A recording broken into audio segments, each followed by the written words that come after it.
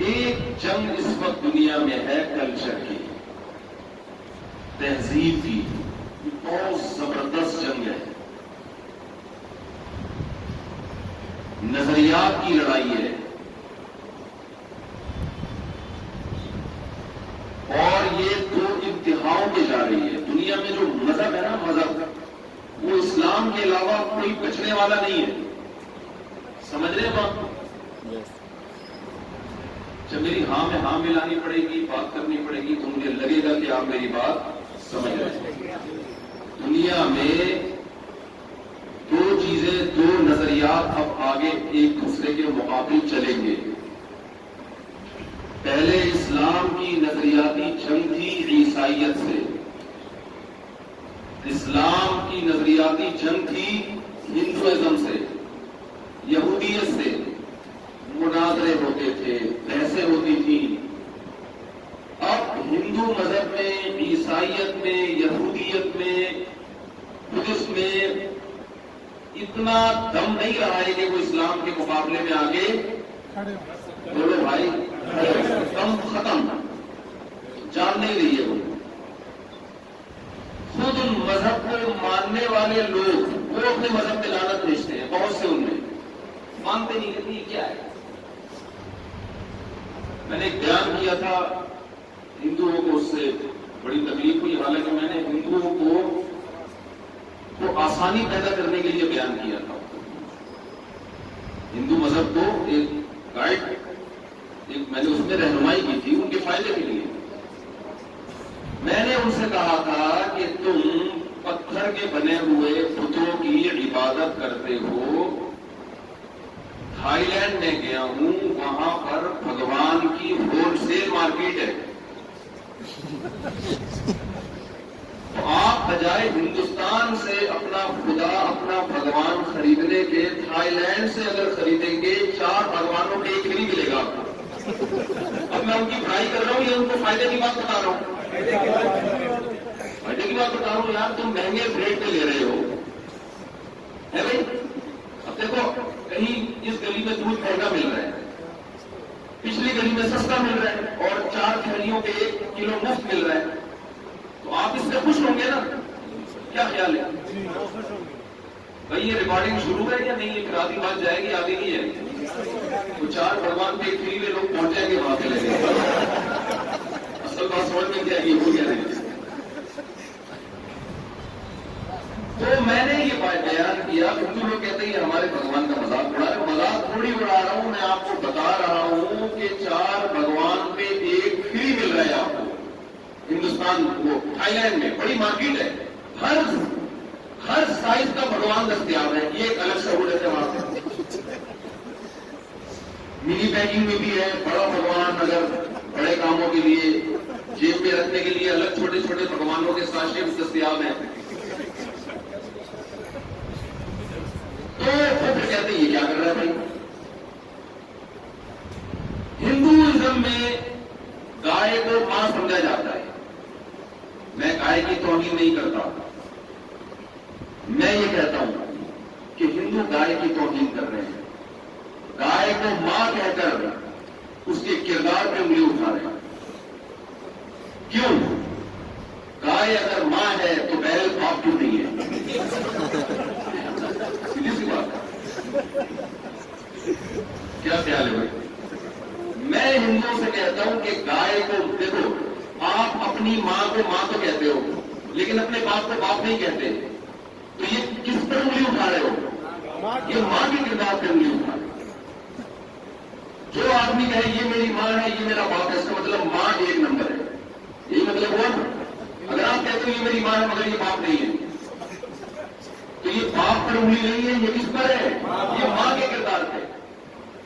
ہندو سے کہتے ہیں بھائی گائے اتنی خدمت کرتی ہے، دودھ دیتی ہے، سردی گرمی برداشت، بھینس یہ کام نہیں کرتی، گائے کا دودھ صحت کے لیے اچھا، بھینس کا دودھ اتنا اچھا نہیں ہے، دودھ بھی زیادہ دے رہی ہے، یہ بھی اتنی ہزاروں سال سے انسان کی خدمت کر رہی ہے، تو اس کے احترام کا تقاضا یہ ہے، اس کے 1 نمبر ہونے کی دلیل یہ ہے کہ گائے اگر ماں ہے تو بیل کیا ہے؟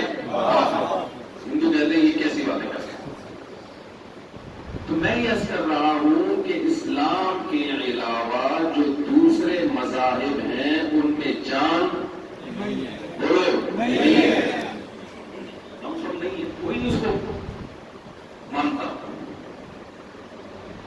عیسائیت نام کی رہ گئی ہے. عیسائی مذہب میں تعلیمات ہی نہیں ہے. اچھی اور بری تو اگلا درجہ ہے نا. دیکھو ایک آدمی عیسائی مذہب قبول کرتا ہے, ایک مثال دے رہا ہوں, تو اس کو اپنا ساری جو معلومات ہے, جو 24 گھنٹے کی زندگی وہ عیسائی مذہب کے مطابق گزارنی ہے نا, تو وہ عیسائی پادری کے پاس جا کے پوچھتا ہے کہ اب میں عیسائی ہو گیا ہوں, اب میں زندگی عیسائی مذہب کے مطابق گزاروں گا, تو عیسائی مذہب میں کیا تعلیمات ہیں, سونے کا طریقہ کیا, اٹھنے کا طریقہ کیا, عبادت کا طریقہ کیا, تجارت کا طریقہ کیا ہے, نکاح کا طریقہ کیا ہے, طلاق کا طریقہ کیا ہے, وراثت کا طریقہ کیا ہے, ابا مریں گے تو بیٹے کو کتنی وراثت, بیٹی کو کتنی وراثت, بیوی کو کتنی وراثت, دادی کی کتنی, نانی کی ہے کہ نہیں ہے, یہ ساری ڈیٹیل بتاؤ. اور تجارت میں جیسے اسلامک بینکنگ ہے تو ایسے ہی عیسائیت بینکنگ بھی ہونی چاہیے. کیا خیال ہے؟ عیسائی میں جب غلبہ حاصل کروں گا, وزیر اعظم یا حاکم بن جاؤں گا, تو عیسائی مذہب کو نافذ کروں گا ایز اے قانون. تو وہ قانون کیا ہے؟ تو عیسائیوں کے پاس ایسا کوئی قانون مارکیٹ میں ہے ہی. جب ایک چیز مارکیٹ میں ہوئی گی تو ملے گی کہاں سے آپ کو؟ میں اکثر اس کی ایک مثال دیتا ہوں کہ دیکھو کسی ملک نے ایک سفیر بھیجا, امریکہ نے ایک سفیر بھیجا آپ کے پاس, وہ امریکہ کا پیغام لے کے آپ کے ملک میں آیا. امریکہ نے کہا بھائی ہم اپنا ایک سفیر بھیج رہے ہیں جو ہمارا پیغام لے کے پاکستانی گورنمنٹ کے پاس آئے گا, ایئرپورٹ پہ اس کا آپ نے استقبال کرنا ہے. ہوا یہ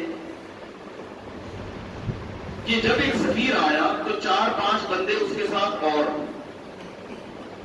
وہ 4-5 بندوں کا دعویٰ یہ ہے کہ امریکہ کے اصل سفیر ہم ہیں, یہ فوراڑی آدمی ہے جو اپنے آپ کو اصل کہہ رہے ہیں. سمجھ میں آ رہی ہے بات؟ یہ کون ہے؟ یہ دونوں کا فراڈی ہے.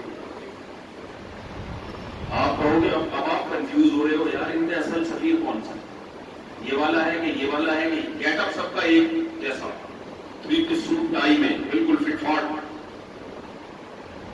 یا تو آپ امریکہ فون کرو گے بھائی تم بتا دو ہمیں کون سا اس میں تمہارا ہے. اگر آپ کا امریکہ سے براہ راست رابطہ نہیں ہے تو آپ ان چاروں سے کہو گے کہ اچھا امریکہ نے جو پیغام دے کے تمہیں بھیجا ہے وہ پیغام بتاؤ کیا ہے. 4 کہہ رہے ہیں پتہ نہیں وہ ہے, جیب میں ٹٹول رہے ہیں, کہہ رہے ہیں پرچی گم گئی یار, ہم سب جیب میں رکھا تھا ہم نے پیغام, مگر وہ گم گیا. دوسرے نے جب پیغام نکالا تو آپ نے اس کو پڑھا, اور پیغام بھی بڑا خاندانی جو ایک گورنمنٹ کا ہو سکتا ہے. تو آپ کہو گے یہ 4 کیا کر رہے ہیں, جھوٹ بول رہے ہیں. پیغام ہی جس کے پاس نہیں ہے وہ سفیر کیسے ہو سکتا ہے بھائی؟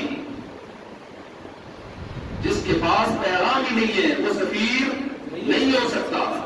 اللہ نے اپنے بندوں کی ہدایت کے لیے آسمان سے جو قانون اتارا اس میں صرف اسلام کہتا ہے کہ میرے پاس قانون اللہ کا محفوظ ہے. اسلام کے علاوہ کسی کا یہ دعویٰ ہی نہیں ہے کہ ہمارے پاس وہ قانون محفوظ ہے. اگر محفوظ ہوتا پرچیاں 5 سفیروں کی جیب سے نکلتی, پھر ہم پریشان ہو جاتے اس میں اصل کون ہے اور نقل کون ہے. 4 کی پینٹیں خالی, نکلی ایک کی جیب سے پیغام. تو آج دنیا میں اسلام کے علاوہ کسی کے پاس سرے سے پیغام نام کی کوئی چیز موجود نہیں ہے. تو آپ اس کے مقابلے میں لاؤ گے کس کو؟ کوئی ہے ہی نہیں قانون. عیسائی سے آپ پوچھو عیسائیت قانون کو امریکہ کے اور آسٹریلیا کے قوانین بیان کرنا شروع کر دے گا. اس کے پاس اپنے قوانین ہے ہی نہیں. دوسری بات, جن کے پاس 2-4 باتیں رہ بھی گئی ہیں, کچھ باتیں رہ گئی ہیں, وہ باتیں اتنی بے عقلی کی باتیں ہیں کہ وہ ایک دنیا کی عام حکومت نہیں کہہ سکتی, تو خدا کیسے کہے گا وہ باتیں. اب 4 کی جیب سے, 1 کی جیب سے پرچی نکلی تھی جس میں ایک پورا انگلش میں ایک پیغام لکھا ہوا تھا حکومت پاکستان کے نام. 4 کی پتلون سے پرچی نکلی تو اس میں لکھا ہوا کیا ہے؟ آلو کے ریٹ لکھے ہوئے, ٹماٹر کے ریٹ لکھے ہوئے. آپ بولو گے یار یہ امریکہ کا پیغام نہیں. ہندو کہتا ہے ہم کس مذہب کو فالو کرتے ہیں وہ خدائی مذہب ہے. خدائی مذہب یہ کہہ سکتے ہیں کہ 4 بھگوان پہ ایک چھڑی. بولو بچی آپ کے پاس جو نکلی ہے اس میں کیا لکھا ہوا ہے؟ 4 بھگوانوں پہ ایک. اولاد دینے والا بھگوان یہ ہے, شادی کرانے والا مسلمان شکر ہے توحید پرست ہے, ورنہ 4 شادیوں کا بھگوان الگ ہوتا, 2 کا الگ ہوتا. مسلمان ایک بار الگ ہوتا ہے, یہ کرائے گا دوسری کی ذمہ داری نہیں ہے. جو مہنگا بھگوان ہوتا ہے وہ کتنی کراتا؟ ذمہ دار کتنا بھی ہوئی ہے, کتنا بھی آپ کر کے پکڑے جاتے ہیں, آپ بولتے اس میں کریں. تو ان کے پاس پیغام ہی نہیں ہے. عیسائیت کا بنیادی عقیدہ ہے تثلیث. آگے فروعی مسائل تو ہے ہی نہیں ان کے پاس. وراثت کے حکام تو ہے ہی نہیں, تجارت کے حکام نہیں ہے, عبادت بھی نہیں ہے.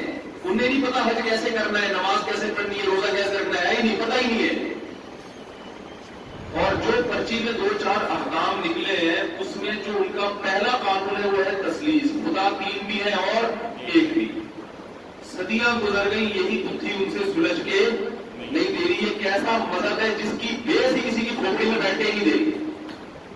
ہمارے شیخ حضرت مفتی رشید احمد صاحب ٹرین میں سفر کر رہے تھے, سامنے ایک پادری بیٹھا ہوا تھا, تو عیسائیت پر بحث چل پڑی. حضرت نے فرمایا کہ یہ کیا ہے عیسائی مذہب میں خدا 3 بھی 1 بھی ہے. اس نے سمجھایا, حضرت کی بحث ہو گئی تو اس نے کہا میں نے کتاب لکھی ہے وہ اس سے سمجھ میں آ جائے. حضرت نے فرمایا کتاب کا مصنف 1 گھنٹے میں نہیں سمجھا سکا, کتاب کیا سمجھائے گی؟ خدا 3 بھی اور کیا ہے, جو 1 ہے وہ 3 نہیں ہے, جو 3 ہے 1 نہیں. بنیاد ہی ایسی ہے کہ جو کھوپڑی میں نہیں جاتا. ڈاکٹر ذاکر نائک پر پابندیاں کیوں لگی ہیں؟ اس لیے لگی ہے کہ اسلام کو دنیا میں نمایاں کیا جا رہا تھا, ایکسپوز کیا جا رہا تھا. عیسائیوں کو خطرہ تھا دنیا عیسائیت سے ہاتھ دھونے والی ہے. ہندوؤں کو خطرہ تھا کہ دنیا ہندوازم سے ہاتھ دھونے والی ہے. ہندوستان تھوڑا تو مسلمان ہو رہے تھے, اس لیے پابندی لگاتی. ایسے لبرل لوگ بولتے ہیں کہ ہم آزاد ہیں, لیکن اسلام کے علاوہ دنیا میں سب آزاد ہیں. تو میں یہ عرض کر رہا تھا کہ بھائی اس وقت جو نظریاتی جنگ ہے, دنیا کے کسی مذہب کو اسلام کے مقابلے میں ٹکنے والا نہیں ہے. اس وقت دنیا میں 2 نظریات ساری قومیں سمٹ کے یا تو ایتھیزم کی طرف جا رہی ہیں کہ خدا کو ڈکشنری سے نکالو. بات آ رہی ہے سمجھ میں کہ نہیں آ رہی؟ اور اسلام کہتا ہے خدا کو ہر چیز میں لے کر آؤ. ہر معاملے میں کون آئے گا؟ کسی بھی معاملے میں آپ خدا کو اپنی ڈکشنری سے کوئی بنائے بالکل. ہر کام کس سے پوچھ کے کرتا ہے؟ خدا سے. اللہ کیا کہتا ہے؟ تو یہ 2 انتہائی ہیں. اور یہ جو ہمارا نوجوان طبقہ ہے یہ 2 انتہاؤں کے درمیان کس طرح ہے؟ اس کی سمجھ میں یہ آ رہا کہ میرے یہ پروفیسر صاحب صحیح کہہ رہے ہیں, یہ سائنسدان لوگ صحیح کہہ رہے ہیں, یا مدرسے میں بیٹھنے والا مولوی صحیح کہہ رہے ہیں. دونوں کے حلیے میں زمین آسمان کا فرق, دونوں کی باتوں میں زمین آسمان کا فرق. مولانا ٹائپ کے لوگ جو باتیں کریں گے اللہ رسول کی جنت, جہنم, قبر کا عذاب, ماں باپ کی پیشانی میں حج عمرے کا ثواب, بیوی سے محبت کا اظہار, پیغمبر کی سنت, گرل فرینڈ اسلام میں حرام, بات بھی نہیں کر سکتے آپ. نامحرم کو دیکھنا غلط, اور بزرگوں کا احترام, داڑھی رکھو, شلوار ڈھکنا سے اوپر رکھو. یہ کس کی بات ہے؟ مولانا ٹائپ کے لوگوں کی بات, جو مجھ ٹائپ کے لوگ ہوتے ہیں. کس قسم کی بات ہے؟ ادھر جب آپ جاؤ گے ٹی وی کے سامنے بیٹھو گے تو وہاں قبر کے علاوہ آپ کو دنیا کی ہر چیز مل جائے گی, نظر آئے گی. جنت جہنم کے علاوہ ہر بات بولتے کیوں نہیں آئے, نظر آ جائے گی. وہاں جنت جہنم, کوئی ڈرامہ دیکھا جنت میں؟ سب چیزیں جنت جہنم کے علاوہ. مذہب دکھائیں گے بھی تو مزار بازار دکھا دیں گے, وہ بزرگوں کے مزاروں کے چادریں چڑھا دیں, یہ مذہب ہے, اس کے علاوہ نہیں. یہ 2 نظریات کا بہت سخت تصادم ہے. اس کے ہمارے ہاں مذہبی لوگوں میں دو انتہائیں پیدا ہو گئی ہیں. بات آ رہی ہے سمجھ میں کہ نہیں آ رہی؟ دو انتہائیں. ایک تو وہ انتہا ہے جنہوں نے سائنس اور ٹیکنالوجی کی مخالفت میں مذہب کا ایسا تصور پیش کیا جو صحابہ کرام کا تصور نہیں تھا. انہوں نے اپنے آپ کو مسجد اور مدرسے تک محدود کر لیا. انہوں نے کہا یہ جدید تعلیم ہم نے حاصل نہیں کرنی، یہ ہمارا کام نہیں ہے، یہ دنیا پرستوں کا کام ہے. پیسے کمانا یہ نیک لوگوں کا کام نہیں ہے. دوسرا طبقہ وہ جو اس طرف چلا گیا اس نے یہ تو نہیں کہا کہ ہم اسلام کو نہیں مانتے، کیونکہ ہمارا کلچر ہے اسلام. بعض چیزیں انسان کلچر کی وجہ سے فالو کرتا ہے، لیکن وہ اتنا اس طرف چلا گیا کہ اس کی صرف 2-4 نمازیں عید بقرعید رہ گئی، اور باقی اس نے کہا کہ یہ سب سے بڑی رکاوٹ جو ہمارے کلچر میں ہے نا، ہماری ترقی میں، وہ کیا ہے؟ مذہب ہے. یہ مولوی لوگ. تو بھائی اس میں ہمیں قرآن و سنت سے رہنمائی لینی ہے. میں جلدی سے بات کو سمیٹ کے 2 اور 2 4 کی طرف ختم کرنے کی کوشش کروں گا. دیکھو یہ جو مذہب مخالف لوگ ہیں نا، جو ہمارا کلچر ہے، جو یونیورسٹیوں میں جو ہمارا نوجوان طبقہ جس طرف جا رہا ہے. اچھا تاجروں کا بھی ایک مسئلہ ہے. میں نے ارادہ کیا تجارت کے میں ایک ورک شاپ کرواؤں گا جس میں تجارت کے ہم تاجروں کو مسائل بتائیں گے. ویسے لوگ صبح و شام ہمارے پیچھے پڑے رہتے ہیں مسافہ کرنے کے لیے، ملاقات کے لیے. جب ہم نے یہ ورک شاپ اناؤنس کی ایک بھی تاجر نے ہم سے رابطہ نہیں کیا. شادیوں پہ بات کرو، سارے لائن لگا کے کھڑے ہوتے، سارے لائن لگا کے کرنی پھر بھی نہیں ہوتی، بس لائن لگا کے کھڑے ہوتے سننے کے لیے. میں نے ایک تبلیغ جماعت کے بزرگ ہیں ان سے پوچھا، میں نے کہا حضرت ہم نے اعلان بھی کر دیا تاجر لفٹ کرانے کے لیے تیار نہیں ہے. انہوں نے کہا تاجر ڈرتے ہیں. آپ بولو کہ یہ حرام